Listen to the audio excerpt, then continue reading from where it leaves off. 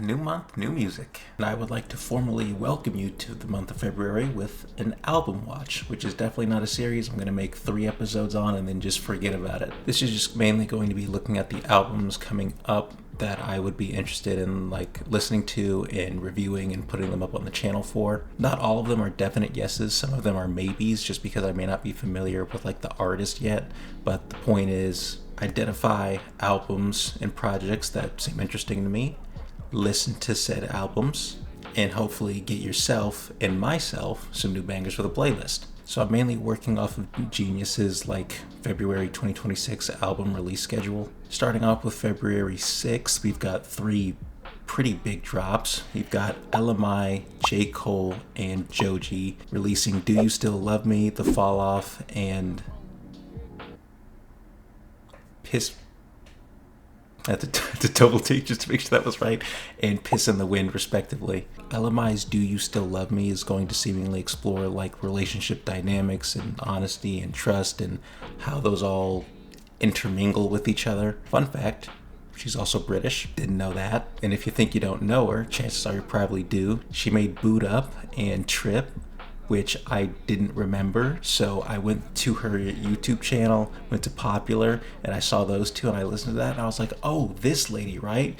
And you might be wondering, does she still got that R&B flow? She did release 3 songs ahead of the album, 100, Little Things, and Tell Her. Out of those 3, Tell Her goes down so smooth. Also within that same song, she has this say my name Beyonce reference line throughout the song as part of the chorus, I believe. And I listened to all 3 of those songs, 100 Little Things, but Tell Her was by far the one that was okay, I want to listen to the album, right? Next, we got J. Cole's The Fall Off, which after some surface level researching, seems like he's protected it like it was the security codes to freaking Area 51. Fall Off is widely used, I feel more as a meme term.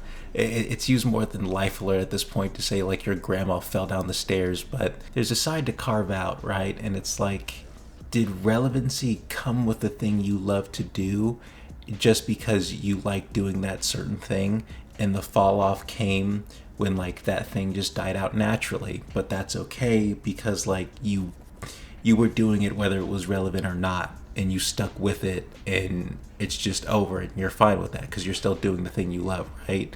Or did you do something to get relevant because you know it would, and so you're just kind of trying to chase the relevancy and the money or whatever it may be, and the fall off is when you can't keep that up, I guess. Like I said, I feel there's levels to it, and all of it kind of gets bunched up into one, just like I imagine J. Cole's album is going to have many layers along with it as well, so I think there'll be plenty to dig your teeth into for this one. Conceptually, this album is going to be very introspective and will cover various aspects of his life story. The album cover itself, from what I read, was an ASR sampler, which was his first music making machine that he ever had, which I guess represents that full circle story. The article I read that I got a lot of the information from referenced a lot of projects that Cole apparently pulled from, so I've got a lot of listening to do to catch up because this project has apparently been in the making for 10 years, so I'll do what I can to get all that information down. Album that I'm really excited for is Piss in the Wind by Joji. Now, I never really kept up with his music. I know he was Filthy Frank at first, and then I know he transitioned to music. I really only knew about him when my friend introduced me to him as Filthy Frank, and I was like, oh, that's cool, but I really got into his YouTube videos. And then there was his one of his songs that really popped off when he had the legs of a lamb, and he's give me reasons we should something, right? It's been pretty sparse up until recently. I think the only song that I had before Pixelated Kisses, which did release ahead of the album, was TikTok, with tracks Last of a Dying Breed and If It Only Gets Better. The album itself is named Piss in the Wind, so I feel it's going to be a very pessimistic, sort of heartbreak. With the song title Pixelated Kisses, I feel there's a parallel that could be drawn to intimacy online, and with all these like OnlyFans models coming out, people like shelling money out, thinking that there's a connection there when there's not. Maybe he's going to speak to that a little bit, and just how like pissing in the wind, you're pushing you're putting all this like emotional and financial effort, for lack of a better word, forward and getting nothing back, so you're just pissing in the wind.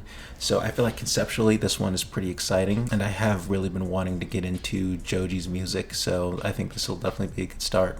A fun fact for Piss in the Wind, though, is that there are 4 features on it. 2 come from Don Toliver and Yeet, which are like, oh, you know Yeet's music, and you don't really think, at least not from the general vibe I get from Joji, you wouldn't think Yeet and Joji go together, which is why I'm very curious to see how that track is going to come out. And then also Don Toliver, which, at least musically speaking, I'm not really well versed on all the industry happenings, but I feel like at least in my mind, Don Toliver and Joji are like in kind of separate circles. But hey, I guess not. Some other exciting things I found were the other 2 features, Giveon and Four Bats. Now Giveon, I knew he did some sort of like R&B lovey-dovey stuff right off the bat, just from the name Giveon alone. I went through some, and I cannot stress, some is like an overstatement. I went through like a handful of Giveon songs, and he gave me a very Sacred Souls, Bobby Arosa kind of vibe. And then Four Bats,